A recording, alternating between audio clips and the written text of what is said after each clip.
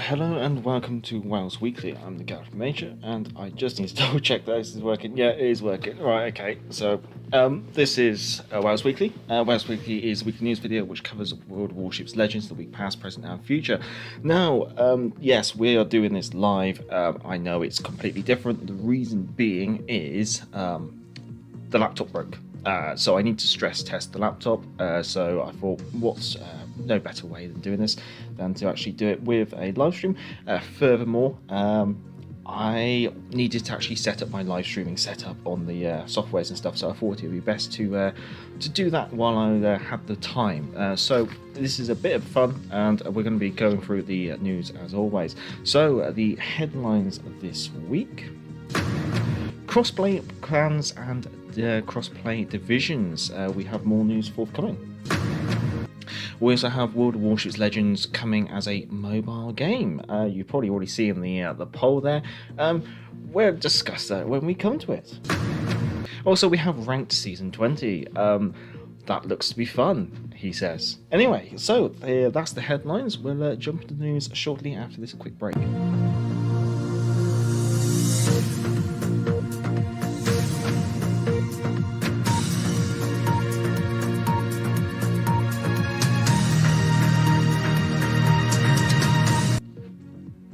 So, first off, earlier this week we did have a stability patch which was about 400 megabytes. This was for all consoles. There was no downtime, but it was just a simple download and update your game. So, cross-play divisions and clans. We have more news. A link to the blog post is down in the description should you so decide to go look it up yourself. Anyway, this explains why we had such a large update in October and changes to the UI. First of all, obviously they had to do some UI changes in order to get the foundations in for crossplay divisions, but furthermore they also have transferred all World of Warships Legends players, regardless of console, onto one server. So everyone, we're all playing on one server. There's no American server, European server, Asia server. There's one server for everyone. We're all playing on that.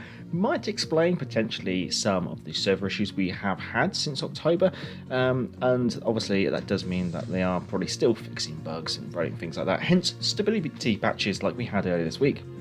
Anyway, before they can move on to actually getting crossplay divisions between consoles and crossplay clans, they obviously need to get a bit more of the foundation work put in place. Now they are working on certain functions such as crossplay player search, basically, so you can find the players on the other consoles, but also the ability to friend them and block them. Now, the blocking I don't quite understand unless there's some kind of cross-console messaging service, which is also being potentially proposed in the background there, but obviously I haven't seen anything mentioned about that. But being able to friend across consoles, it would therefore, presumably, there will be a in-game friend list, which would be separate to your console friend list. Anyway, they're hoping to have these functions platform compliant, so basically Microsoft and Sony's seal of approval, and have the new functions basically fully fleshed out and interfaced, with a target date of February to March 2022. So it's good to see that there is a forecast date, or an estimated forecast date for this introduction. Normally, with World of Warships Legends, they don't like doing roadmaps and things like that, because obviously they kind of feel like they're setting themselves up for targets that they might fail to meet. However, I think in regards to crossplay divisions, they've kind of felt pressured into, not pressured, but I think they just need to actually say, yes, we are doing something, we are making steps, and there is an estimated time of delivery. So, at the start of this week, we did see the end of the Black Friday sales. That included the Black Friday containers and the Black Friday ships. Now, I'm not sure if it's completely still working, but down in the description is a redeem code for a Black Friday patch and background, should you so desire. So, if you're still having that Black Friday first, then at least there's still something down there for you. Also, at the start of this week, we did see the Warhammer 40k collaboration come to an end. Now, this was Wave 2, and generally, personally, I felt that Wave 2 was better received than Wave 1, I kind of feel. I felt that the ships were obviously more different from their tech tree counterparts, so therefore potentially we shouldn't see knockoff Nagato issues like we've had with the first wave of ships, but also the commanders did bring something new to the game, which is quite interesting. I think in both cases the commanders have brought something quite interesting, but I kind of felt like the first wave was a little bit lesser well received, but with it being we've had 2 waves of Warhammer 40k, that probably means that we can probably expect this collaboration with Games Workshop and Wargaming to continue going forward. And just have a quick sip of my scotch while I continue. So, obviously, the Japanese battleship, the Key, the Tier 7 battleship, I believe, has become available for 750,000 global XP in the store. She's here to stay, I believe, and if you remember the Key, she was available as a very, very low chance drop rate in the 2020 Christmas containers. Now, obviously, it's a kind of a kick in the teeth of making her available for global XP to all those people who did end up spending a lot of money in order to get a key, or even not to get a key. So, obviously, Wargaming are going to have to eat a little bit of humble pie with the introduction of the key for this, but hopefully their recent introduction of a guaranteed ship drop rate in regards to the 40 container limit. Hopefully that will remedy this and stop this being an issue in future. It's something that they have personally confirmed themselves. Godzilla and Kong are back this week, I believe, until the end of the patch. It's amusing that they've introduced this. I kind of had a hunch they would do this. The reason being is King Kong does offer you an American battleship commander, which improves anti-aircraft damage and the survivability of your anti-aircraft mounts. Very intriguing, I should say, in regards to Season 20 of Ranked. Godzilla is kind of an accuracy survivability build, I guess you could say. His base trait helps with spotter aircraft, and I think he's got a third row ability which kind of reduces incoming fire damage or the chance of catching fire. But they're an interesting addition to the game. I think King Kong certainly is a stronger addition to the game than Godzilla. Archipelago of Blue Steel. Again, this is back and until the end of the patch as well, I believe. Now, Archipelago of Blue Steel is one of these animes. I know not everyone's going to be interested in anime, but the interesting thing is the change in the collaboration that we've had. Previously with the collaboration, we had the commanders. We only had 2 commanders for sale that you could purchase, and the other 3 commanders were in loot boxes with no guarantee of not re-rolling the commanders, and also there was no guarantee that you actually get the commanders. So it's interesting to see that they've actually this time made all the commanders available up front, so you can actually purchase the commander you so wish. So out of the commanders that you couldn't get without loot boxes last time, which are now available, obviously you got a Japanese destroyer commander build. It's a Japanese destroyer commander build. Let's be honest, we've got enough of those in the game. We also got Iona, I believe, which is the Japanese carrier commander. The base trait there improves the regen time of aircraft on your carrier. That's quite interesting, especially say on British carriers potentially. There's also Haruna, I believe, which improves secondary batteries, good inspiration potentially for your German battleships, and also Takeo. Now, Takeo is an interesting one for cruisers because she does improve cruisers' AA damage as well as cruiser rudder shift. So out of those commanders, it's amazing. It was all the ones which were available only by loot boxes, which are now available for domains, which I kind of feel were a bit more useful. We've also had the snow camos come to the game. So basically, this is a seasonal thing. I don't know if they're going to hang around for just this patch, whether they might linger on until through the next patch as well. But basically, this additional camo, as you can see on my top left, the ships have like a red deck, and they're kind of like white with like grey highlights. Personally, that picture does it more justice than it actually does in game. Honestly, I'm not really too excited about it. Honestly, it doesn't really look historical in any way. It doesn't really look seasonal in any way either. So, I guess it's a taste thing. If it is something of interest to you, then obviously it is there in the store for you to purchase.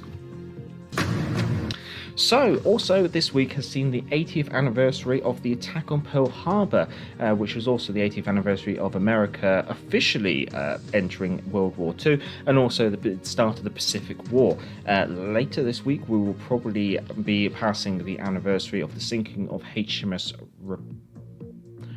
Renown and Prince of Wales. I hope I got that right.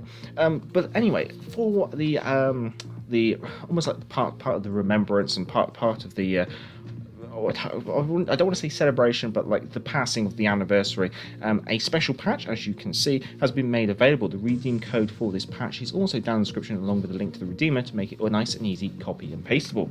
Anyway, on to some of the bigger news items. So, Legends is going mobile, only for testing though. We're entering a beta test on Legends on Android and iOS. Now, this is going to be a very limited amount of testing, limited to Canada for Android and limited to select group of players for iOS. If you want to be part of that select limited group of players, then obviously you can apply, and we will discuss that as I get to the bottom of these notes. Anyway, first of all, my favourite question is, why a mobile version of World of Warships Legends? And this is where it just doesn't make sense to me. Their response is, we've had quite a few requests from players to make it possible to check up on progress in-game while they're away from the console. So, like an app. I mean, you know, an app where you can just check in, or like an internet web page that you log in and see like your progress and your KD ratio and things like that. I mean, that's very common in first-person shooters or anything like that. Why can't we do that, World of Warships Legends? We thought, why not do one better? Oh, this is apparently better. So here we go. Great. Who asked for this? Did anyone ask for this? There's a poll there. Let me know if you asked for it, and we'll see if we can have you lined up and shot outside the chemical sheds. Because this is not what people have asked for. People have asked for a way that they can check their in-game stats, and so we're being delivered a new platform. Yeah, okay, we'll come back to that anyway. Anyway, obviously it's a limited testing, so it's limited groups. Basically, they're trying to just get data logs and feedback. Now, the initial beta is going to introduce 3 nations, basically the Americans, the Japanese, and the Germans. Blah blah blah. Now, there is going to be crossplay, so mobile app users will be automatically cross-playing with console players. However, console players can choose to cross-play with mobile app and other console players, or not.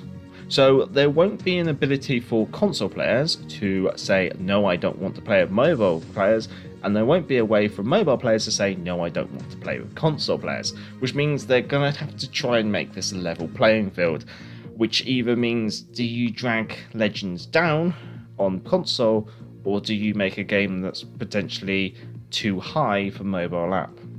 This is going to be a very interesting balancing act. I hope it's interesting anyway.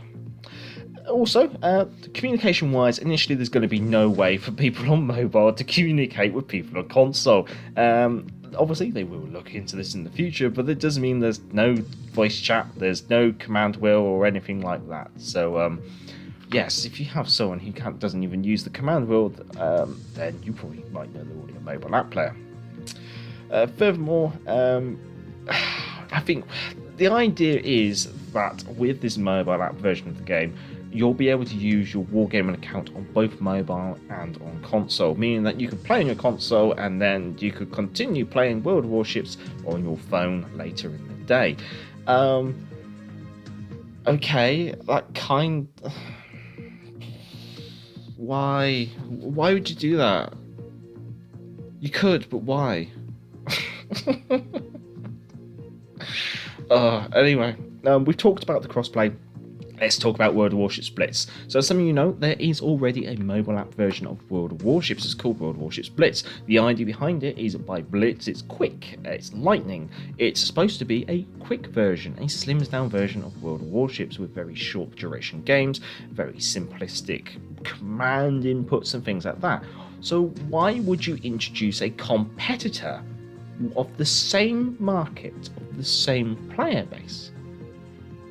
So my only thought is, even though it says here, Blitz players will continue to Blitz, personally I think it means Blitz players will probably no longer be supported in the future if we do decide to pursue World of Warships Legends on mobile. Because at the end of the day, Wargaming will not allow World of Warships Legends to be a PC game because it would directly compete with World of Warships on PC. So why would they have double standards when it comes to the mobile app platform? So at the end of this, I'm kind of thinking this could be the end of World of Warships Blitz in the not the near future, but in the long term, with potentially the development team and community of basically Blitz being merged into Legends, with Legends being the sole non-PC version of the game, with World of Warships PC being probably the flagship version of the game. Anyway, obviously at the moment there is no ETA in regards to World of Warships on mobile. Generally, it seems from obviously the poll that is going on at the moment, obviously feel free to vote, but also from what I've seen on Discord within my moderator's Discord, and also I guess I can say on the CC Discord, because it's been in the non-NDA version part of it, there's been generally a negative response. And personally, I'm kind of in that negative response because I just don't understand how this is a way forward. In fact, this almost seems like a way of dumbing the game down. I don't really... How can this be positive? I mean, it might explain why on Discord they did not make this a public announcement and simply made this as a non-notified announcement, because otherwise they're just it's just a poor show. It's a poor show. Anyway, should you decide that you wish to test World of Warships Legends mobile app and on iOS, you can potentially do so by going to the link which is down in the description as part of the World of Warships Legends mobile, where you'll be able to fill out an application form. Upon filling out an application form, you can cross your fingers and hope for the best. Pretty much what I will be doing in the next item. Ranked Season 20. Yes, cross your fingers and hope for the best, because this is not going to be fun, let's be completely honest. Anyway, Season 20 will be running from December the 9th until December the 13th, starting and ending at 7 AM UTC. This will feature ships of the Tier 5 class, I guess you could say. Ships types, obviously, cruisers, battleships. You're not limited by how many you have in the game. In regards to aircraft carriers and destroyers, only a maximum of one of each of those classes is allowed in the game. Good luck, destroyer players. Furthermore, there's 7 ranks, so it does appear to be a very short down sprint, as we've had in the previous couple of seasons of ranked. Furthermore, team size of 5. Yes, 1 aircraft carrier, 1 destroyer, probably 3 battleships more than likely. Irrevocable ranks will be rank 7, 6, 3 and 1, and divisions of up to 2 players will be allowed. Maps that you'll be playing on will be Archipelago, Ring, Strait, New Dawn and Trident. So generally, the response to the introduction of aircraft carriers to ranked has been negative. Based on the community post that I shared on the Back to the Port, out of 66 votes in total, 74% of them were negative. So basically 70%, 3/4 of the playbase are not excited about having aircraft carriers in ranked. And when you consider it's 5 a side, so first of all, we're having a game, standard game is 9 per side, 1 aircraft, one of those ships is an aircraft carrier. You've pretty much massively reduced the amount of ships per side, so the amount of impact that an aircraft carrier can have is going to be extremely enhanced. Furthermore, only 1 destroyer per side, the carrier is probably going to be focusing the enemy destroyer, because soon the enemy destroyer can be blacked out of existence. The sooner the aircraft carrier is probably going to have, as well, soon the aircraft carrier and your team will have generally a better situation over the enemy. Yeah, so, and also tier 5, like everyone's going to be the same tier. I'm very surprised with that, because I would have thought with the introduction of aircraft carriers into ranked, okay, because the teams are smaller, you'd put the aircraft carrier at a disadvantage considering the amount of advantage they can have. So for example, for a tier 5 carrier, I'd probably make it tier 5 and 6 ranked, allowing people to choose whether they want to take a tier 5 or tier 6 ship. Furthermore, I'd probably see if I could make it 7 aside, and I'd also lift the cap on destroyers, removing probably the amount of pressure being placed on the destroyer player, considering that they're the one and only. Anyway, continuing with Ranked Season 20, we have the rewards. Now obviously this infogram is absolutely useless, but at least they are learning. They have actually provided us with the details on the rewards. So for reaching rank 6 you will be receiving free promotion orders and 1 day of premium. Reaching rank 5 you'll get free promotion orders and 500,000 credits. Rank 4 will grant you 5 epic battle boosters and 1 universal commendation. Rank 3 will grant you 250 paint, 5,000 global XP, and at the end of ranked season you will be rewarded 200 steel. Furthermore, rank 2 will grant you 1 Pan-Asian Commander crate, and rank 1 will grant you 300 steel there and then, along with 250 doubloons. In general, these rewards are pretty poor. The amount of doubloons is dismal, the amount of steel is pointless, and even if you did have lots of steel, there's nothing to spend steel on apart from an over-glorified Iowa. I mean, if you really want an Iowa of radar, just play in a division with a Cleveland is my personal opinion on that one. Anyway, so this season of Ranked looks to be an absolute dumpster fire. However, we will try and endeavour and get some actual on-the-site footage, I guess you could say. Anyway, moving on to the next item of news. Yes, Xbox Game Pass users and PS Plus subscribers, you can get a free British Tier 2 Premium Destroyer, the Medea, I believe. It's again, it's following on from the British or the Royal Navy's obsession of using Greek gods and myths as names of ships. In fact, these destroyers were actually bound to be sold to Greece, I believe. Were actually being built for Greece when they were obviously seized, and obviously Greece was probably like paid off, I guess you could say, or promised that they'll get them at the end of the war, at the start of World War One. Anyway, also as you can see, there's lots of other rewards along the way, so hopefully that'll be of some interest to you. In fact, I'd say that this bundle's probably more exciting than Ranked. Also, next week forthcoming, I mean, she's not here yet, so she has to come next week, is the Strasbourg, the Tier 6 French battleship. Now, this is basically a Dunkirk class battleship at Tier 6, so expect to get overmatched by Tier 7s. Furthermore, you do get a main battery reload booster for your 13.5 inch guns. As a battleship, you have the smallest caliber guns at the tier, only second to the Scharnhorst. As we know, we are entering the last week of the patch next week, which also means we can expect a new patch forthcoming on the 20th of December. So what this means is we can definitely expect to see the Minnow coming to the game on the 20th. How she'll be coming to the game is obviously still not confirmed. I mean, I hope she comes to the Bureau, I hope they give everyone a chance, but I also have an incredibly huge hunch that she will be coming to the game for Global XP. The reason being is they've just dropped loads of tech trees and a Global XP ship, probably with the intention of sapping all that lovely Global XP out of your accounts before they actually drop a Global XP ship that's probably really worth it. Obviously, as we kind of covered, we are entering the last week of the Origin of Wisdom campaign. So if you're interested in any of these lovely rewards, then obviously you can look into it.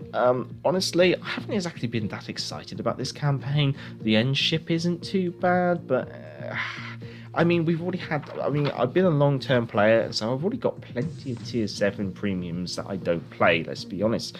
And so for a new player, it's probably of interest.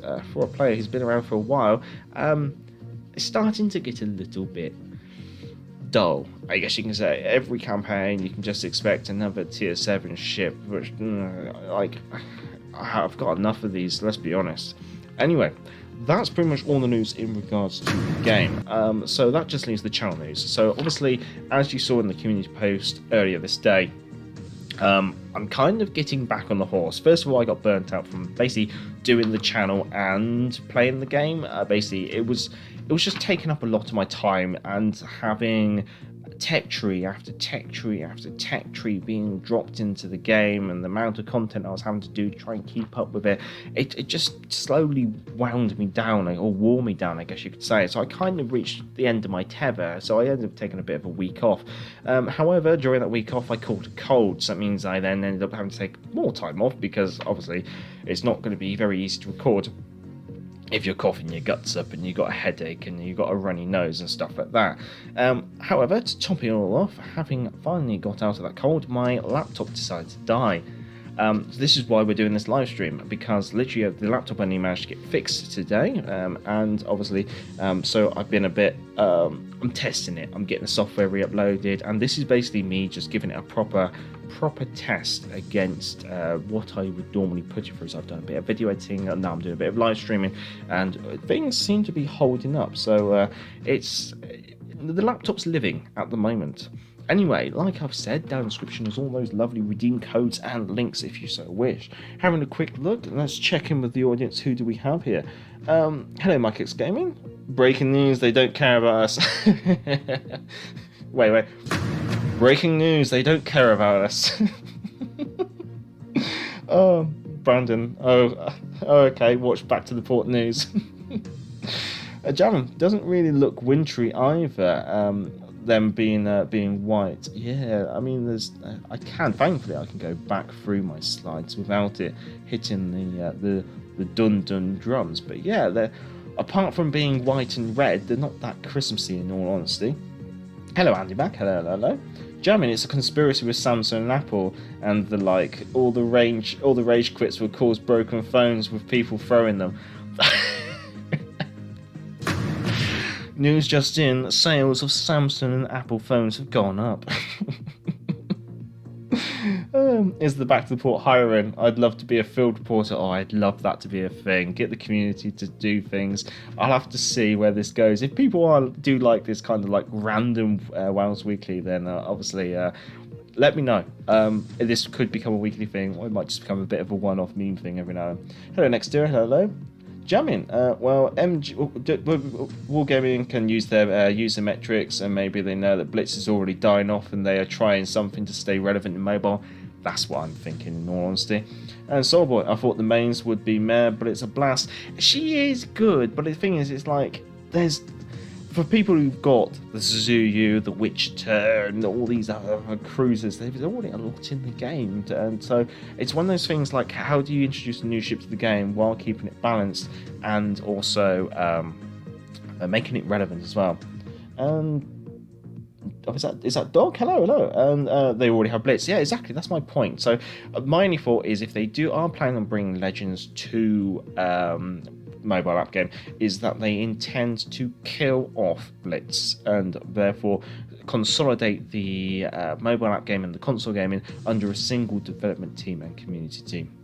Anyway, that is WoWs Weekly, and I hope you have all enjoyed it. Look after yourselves, stay safe, stay well, and hopefully we'll catch you in tomorrow's proper live stream where we will be playing World of Warships Legends. Until next time, I'm Gareth Major, and back to the port.